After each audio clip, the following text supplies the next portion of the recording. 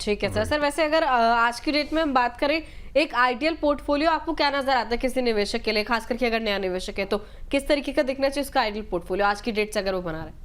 तो देखिए, अगर आज की डेट से अगर आप पोर्टफोलियो बना रहे हैं और अगर आप एसआईपी के थ्रू बना रहे हैं, तो मेरा मानना ये है कि आप लार्ज, मिड एंड स्मॉल तीनों को इक्वल प्रोपोर्शन में इंपॉर्टेंस देके चल सकते हैं। आप कहीं ना कहीं अगर आप 40% लार्ज कैप में है और 30% के करीब आप या 35% के करीब आप मिड में है, 20-25% आप स्मॉल कैप में, एक आपका पोर्टफोलियो एक अच्छा रिटर्न दे सकता है। अब यहाँ पे इंपॉर्टेंट है अच्छा रिटर्न और स्टेबिलिटी के साथ आपको रिटर्न देना बहुत जरूरी है, क्योंकि कई बार ये मिड कैप और स्मॉल कैप और लार्ज कैप हम आपस में लड़ाई करा देते हैं इन तीनों की कि इनमें से बेहतर कौन।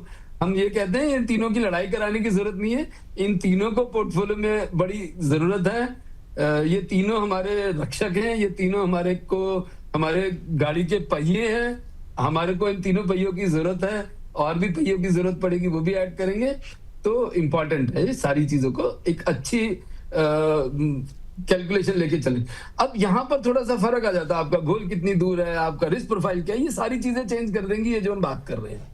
तो sir large cap, mid cap और स्मॉल कैप आपने कहा, अब निवेशक हमारे कई बार समझने में गलती हो जाती है कि वो क्या करेंगे, इसी कैटेगरी के एक एक पोर्टफोलियो जो है अपने एक एक फंड जो अपने पोर्टफोलियो में ऐड कर लेंगे। सर ऐसे में फ्लेक्सी कैप जैसी कैटेगरी हो गई, मल्टी कैप हो गई और मल्टी एसेट एलोकेशन एक मुझे लगता है अहम कैटेगरी है जो पिछले कुछ समय में जो हाईलाइट में भी आई है, ऐसी कैटेगरीज को वो मिस कर देंगे ये सोच के कि लार्ज, मिड और स्मॉल कैप का एक्सपोजर तो मैंने खुद ही ले लिया। सर ऐसे में जो फ्लेक्सी, मल्टी और ये वाली जो मल्टी एसेट एलोकेशन है इसको किस तरीके से ऐड करें?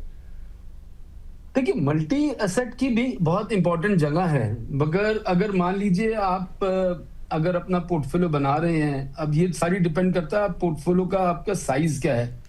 आप अगर मान लीजिए जैसे आपका एग्जांपल आया 5,500 रुपए की एसआईपी, उन्होंने 4 स्कीम्स ले ली, बट बहुत ज्यादा चीजें अगर आप डाल देंगे पोर्टफोलियो के अंदर और साइज आपका उतना नहीं है तो आप कंफ्यूज हो जाएंगे, आप डाइल्यूट कर देंगे सारी चीजों को।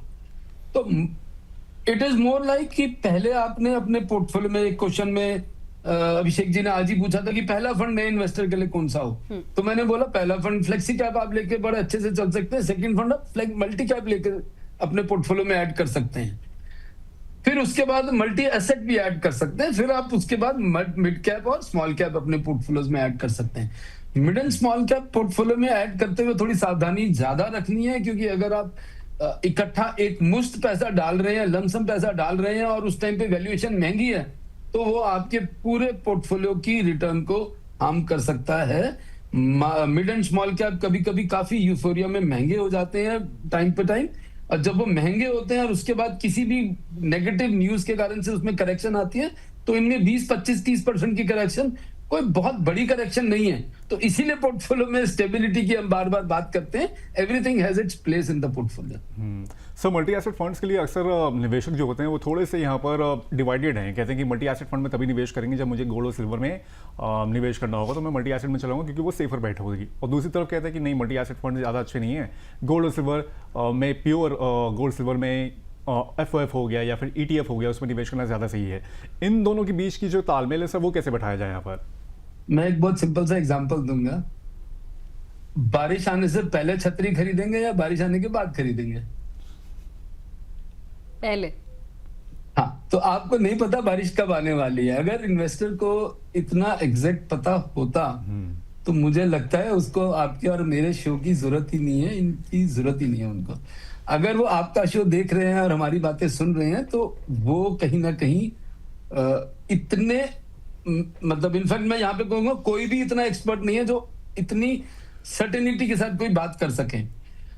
हम अगर किसी चीज के होने के बाद, आज देखिए, आज पिछले कुछ महीनों में हमने सोने चांदी के भी शोज करे हैं इस पोर्टफोलियो इसी के अंदर, और हमने सोने चांदी के बारे में भी बात करी है, उसके फायदे और उसके नुकसान की बातें भी करी हैं। अब अगर मान लीजिए आप पिछले 2 महीने पहले अगर आपने सोना चांदी अगर अपने पोर्टफोलियो में बहुत सारा लेके बैठे होते, तो आप कहाँ पे बैठे होते? आप रोलर कोस्टर राइड ले रहे होते, आप रोज देख रहे होते आज क्या हुआ। तो पोर्टफोलियो के अंदर आपको थोड़ा बैलेंस रखना जरूरी है, सबकी अपनी जगह है। एक अच्छा मल्टी एसेट फंड क्या करता है वो बात करते हैं। मल्टी एसेट फंड एक मिनिमम और मैक्सिमम की लिमिट रखता है कि मान लीजिए वो 10% मिनिमम रखेगा गोल्ड सिल्वर में और it can go up to 30% या 35% इन दैट पर्टिकुलर थिंग। अगर उस फंड मैनेजर को लगता है कि अभी इसमें बहुत ज्यादा एक्सपोजर लेना ठीक नहीं है, तो अपना एक्सपोजर कम करके 10% करेगा। अगर उसको लगता है कि नहीं अभी टाइम आ गया है, अभी इस टाइम पे इसके अंदर इन्वेस्ट करना बेटर है, जैसा हमने एग्जांपल लिया छतरी को खरीद लेना चाहिए, तो वो अपने आप पोर्टफोलियो के अंदर एडिशन कर लेगा उस टाइम के अंदर, उसको उस टाइम पे दिक्कत नहीं आएगी इस सब की। ठीक है सर, चले ठीक है सर, चले आगे बढ़ेंगे। कुछ एक दर्शक हमारे साथ जुड़ गए हैं। तुषार जी कह रहे हैं good morning, good afternoon sir आपको भी। इसके अलावा राजपूत विनय जी हैं, नमस्ते कह रहे हैं। शशांक गुप्ता कह रहे हैं welcome back Divya ji, thank you so much sir. Rajput Vinay ji ने अपना सवाल भी भेजा है। सर आपका सवाल लेंगे, लेकिन उससे पहले थोड़ी सी चर्चा एक डेटा के साथ कर लेते हैं। हमने एसेट अंडर मैनेजमेंट की बात करी थी, AUM के आधार पर टॉप फ्लेक्सी कैप फंड्स कौन से हैं, एक बार उन पर नजर डालते हैं। देखिए स्क्रीन पर डेटा आ भी गया है। पराग पारिक फ्लेक्सी कैप फंड सबसे टॉप पर, देश का सबसे बड़ा फ्लेक्सी कैप फंड 1,41,000 करोड़ से ज्यादा का AUM इस वक्त अपने अंडर मैनेज करता है। उसके बाद दूसरे नंबर पर आता है HDFC फ्लेक्सी कैप फंड। ये दोनों ही फंड जो टॉप पर नजर आ रहे हैं, लोगों के पोर्टफोलियो में भी काफी बार हमें नजर आते हैं। HDFC फ्लेक्सी कैप फंड को आप देखें, इसने भी 1 लाख करोड़ से ज्यादा का जो है AUM अपने अंडर ये मैनेज करता है। कोटक का फ्लेक्सी कैप है तीसरे नंबर पर, 54,000 करोड़ से ज्यादा का AUM मैनेज कर रहा है। आदित्य बिरला सन लाइफ का फ्लेक्सी कैप फंड भी इसी लिस्ट में शामिल है, 25,715 करोड़ के आसपास का AUM ये भी फिलहाल अपने अंडर मैनेज करता हुआ आगे बढ़ रहा है। उसके अलावा 5वें नंबर पर UTI flexi cap fund 22,000 crore से ज्यादा का AUM ये भी अपने अंडर मैनेज कर रहा है। तो ये वो टॉप 5 फंड से AUM के आधार पर इतना इनका साइज है, सबसे बड़े फंड इस वक्त देश के नजर आ रहे हैं फ्लेक्सी कैप कैटेगरी में अगर देखें तो। सर अगर HDFC फ्लेक्सी कैप और पराग पारिक फ्लेक्सी कैप को देखें, 1-1 लाख करोड़ रुपए से ज्यादा का AUM है, ऐसे दिग्गज फंड्स भी सर नेगेटिव रिटर्न में क्यों चल रहे हैं? देखिए, एक तो हमारे को ये समझना पड़ेगा कि AUM साइज और रिटर्न का आपस में ऐसा कोई डायरेक्ट रिलेशन नहीं है। ऐसा बिल्कुल भी नहीं है कि अगर उसका AUM साइज बड़ा है तो रिटर्न अच्छा देगा, नंबर 1। नंबर 2, इसका विपरीत भी होता है। जब वो रिटर्न बहुत अच्छा दे रहे होते हैं तो उसमें बहुत ज्यादा पैसा आता है, जब वो पैसा आता है तो वो फंड का साइज बढ़ जाता है। अब ये सिक्के के दोनों पहलू हैं। जब पोर्टफोलियो में रिटर्न अच्छा आएगा, ज्यादा पैसा आएगा, तो उस फंड को मैनेज करने में भी थोड़ी सी असुविधा होगी। मैं एक छोटा सा एग्जांपल देता हूं आपको। मान लीजिए आप एक 10 टन का ट्रक एक हाईवे पे जा रहा है और उसको अगर मान लीजिए उसका GPS कहता है कि आपको टर्न लेना है वापस, आपका टर्न चेंज हो गया, आगे ट्रैफिक बंद है, तो उसको टर्न लेना कैसा लगेगा। और अगर मान लीजिए उसी की जगह पे एक नॉर्मल एक गाड़ी है, एक कार है जो कि 4 पहिए की गाड़ी है, नॉर्मल गाड़ी है, वो टर्न लेने में कितनी आराम से होगी, तो थोड़ा इफेक्ट आएगा।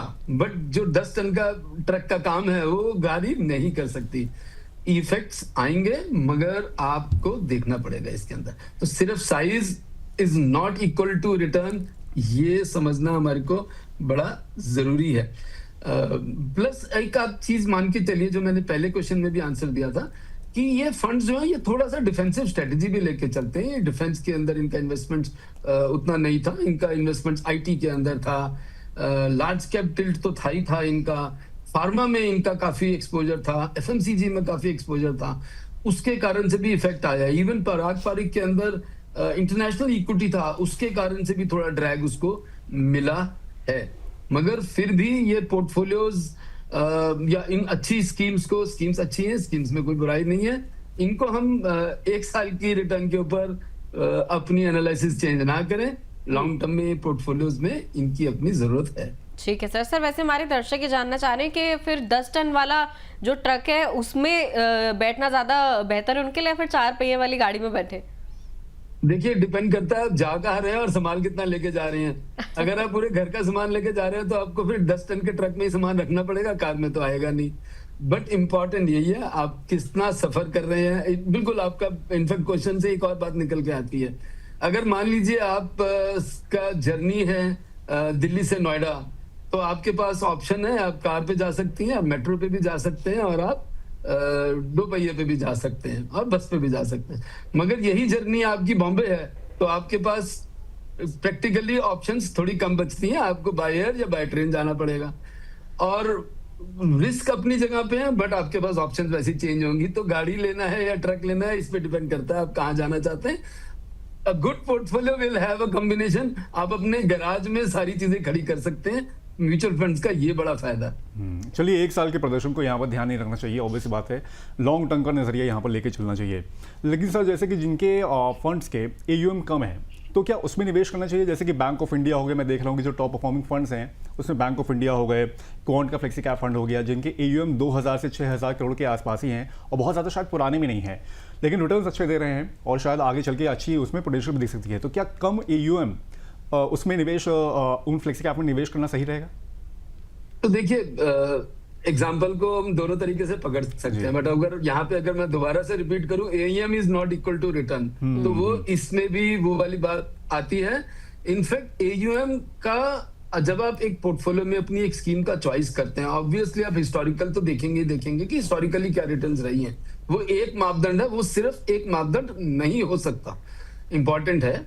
आपको ये भी देखना पड़ेगा अगर आप एनालिसिस कर रहे हैं कि उनके पोर्टफोलियो, उनका जो एसेट मैनेजमेंट कंपनी है, उसको ओवरऑल बाकी स्कीम्स के अंदर भी कैसा उनका योगदान रहा है, वो फंड मैनेजर का अपना ट्रैक रिकॉर्ड क्या है। अगर हो सकता है फंड मैनेजर चेंज हुआ हो AMC में, तो आप उसको भी ध्यान रख सकते हैं। आपको उस फंड के अंदर एनालिसिस में आप यहां तक चेक कर सकते हैं कि कौन से सेक्टर्स में ये फ्यूचर में आज इन्वेस्टेड है एज ऑफ नाउ, वो सेक्टर्स क्या फ्यूचरिस्टिकली देखते हुए अच्छे हैं। और बहुत इंपॉर्टेंट चीज है कि कई बारी हमने देखा है, कई फंड्स के साथ ऐसा होता है, जो टॉप के फंड्स भी हैं, जिनको आप टॉप क्वार्टाइल बेस्ट फंड्स में ये कैटेगरी में बार बार देखते हैं, वो भी बीच बीच में साल 2 साल 3 साल का पीरियड उनके साथ भी आता है जब वो रिटर्न कम दे रहा होता है। इसका मतलब ये नहीं है कि वो फंड मैनेजर्स खराब हो गए हैं या उनका एबिलिटीज अच्छी नहीं है। इसका मतलब ये है कि उस पर्टिकुलर टाइम पे जिन सेक्टर्स में उनका एक्सपोजर था, वो एक्सपोजर्स अभी वो कैटेगरीज नहीं चली हैं। जैसे एग्जांपल लेते हैं, बैंकिंग की बात करते हैं, बहुत सारे पोर्टफोलियोज में बैंकिंग काफी हैवी है। तो अब अगर आज की तारीख में आप देखेंगे तो बैंकिंग की वैल्यूएशन अपने टोटल, अगर आप इंडस्ट्रीज वाइज देखें, तो काफी वैल्यूएशन बड़ी फेयरली या सस्ती आई हुई है। अब जिन जिन पोर्टफोलियोज में वो हैवी है पोर्टफोलियोज में, तो उसने रिटर्न को ड्रैग किया, मगर आज की तारीख में तो वो बहुत अट्रैक्टिव है इन्वेस्टमेंट करने के लिए। एग्जाम्पल का लिए बोल रहा हूँ। तो आप सिर्फ हिस्टोरिक डाटा अगर लेके करेंगे तो आप बार बार फंस जाएंगे। आप 5वीं क्लास वाला काम करेंगे कि पिछले साल या पिछले 2 साल किसने अच्छी रिटर्न दी, उसमें पैसा डालें। इन्वेस्टमेंट वर्ल्ड इतना मुश्किल नहीं है, बट इतना आसान भी नहीं है। तो आपको ये देखना पड़ेगा। और आप एक चीज का और एक छोटा सा एग्जांपल और देता हूँ अभिषेक जी। अगर मान लीजिए आप एक बहुत एक्सपीरियंस डॉक्टर के पास ट्रीटमेंट ले रहे हैं और वो डॉक्टर सही ट्रीटमेंट दे रहा है, मगर उस एक पर्टिकुलर सीजन में एक पेशेंट को उसका दवाई नहीं सूट कर रही है उस पर्टिकुलर टाइम पे, इसका मतलब ये नहीं है कि इलाज गलत है। वो पर्टिकुलर पेशेंट को उस पर्टिकुलर टाइम पे वो चीज नहीं सूट करी है, बट इलाज ठीक है, डॉक्टर गलत नहीं है। It's just a matter of time, वो हो जाएगा ठीक। ठीक है सर, एक सवाल मेरा और निकल कर आ रहा है जो सर ने बोला उससे, लेकिन उससे पहले हमारे एक दर्शक है, उनका सवाल ले लेते हैं, फिर मैं अपने सवाल पर आऊंगी। विनय राजपूत जी का सवाल ले लेते हैं। 37 साल उम्र है, पोर्टफोलियो उन्होंने भेजा हुआ है अपना 5,500 रुपए महीने की 4 SIPs कर रहे हैं, 15 साल तक निवेश करेंगे, 13 लाख रुपए जोड़ना चाहते हैं इस पोर्टफोलियो के साथ। रिव्यू चाह रहे हैं इस पोर्टफोलियो पे, एक बार देख लेते हैं कौन से 4 फंड हैं जिनमें SIP कर रहे हैं। मोतीलाल ओसवाल का एक मिड कैप फंड इनके पास है जिसमें 1,500 की SIP करते हैं। निपॉन इंडिया का लार्ज कैप फंड 1500 की SIP उसमें, बंधन का स्मॉल कैप फंड 1000 की सिप इसमें है, और GM फ्लेक्सी कैप फंड इनके पोर्टफोलियो में शामिल है। फ्लेक्सी कैप जिस पर हमारे यहाँ चर्चा भी हो रही है, 1,500 रुपए की SIP मंथली उसमें भी करते हैं। सर, विनय जी का पोर्टफोलियो जो है छोटा सा कॉम्पैक्ट सा पोर्टफोलियो है, 4 फंड है अलग अलग कैटेगरीज के। कैसा लग रहा है आपको 15 साल के हिसाब से, और 13 लाख रुपए जोड़ने का इनका टारगेट है? तो अगर विनय जी का पोर्टफोलियो में इनका होराइजन लॉन्ग टर्म है, तो मैं ये बोलूंगा कि एक लार्ज कैप और फ्लेक्सी कैप को ये मर्ज करके इकट्ठा ले लें। लार्ज कैप को चेंज करके मल्टी कैप एक फंड ले लें, that will be my option. चाहे निपॉन का ही मल्टी कैप ले लें, वो अच्छा फंड है। दूसरी सलाह मैं ये दूंगा कि GM फ्लेक्सी फंड की जगह पे अभी और अच्छे नाम काफी हैं, तो आप और अच्छे नाम को देख लीजिए, वो आप एक दूसरा चेंज कर लीजिए। और तीसरी इंपॉर्टेंट चीज, अगर आप कर सकें, और मेरी उम्मीद है और मेरी मैनिफेस्टेशन भी यही है, आपको सलाह ये रहेगी कि अमाउंट को बढ़ाते रहें। सबसे बड़ा रिटर्न अमाउंट बढ़ाने से आएगा। It is not only the percentage of return, it is आपको कितनी वैल्यू चाहिए। तो 13 लाख की जगह पे 1 करोड़ 30 लाख की बात करेंगे। आप अमाउंट अपना बढ़ाते जाइए एसआईपी के अंदर, और स्कीम्स की चॉइस ये शो को देखते देखते अच्छी बनाते जाइए।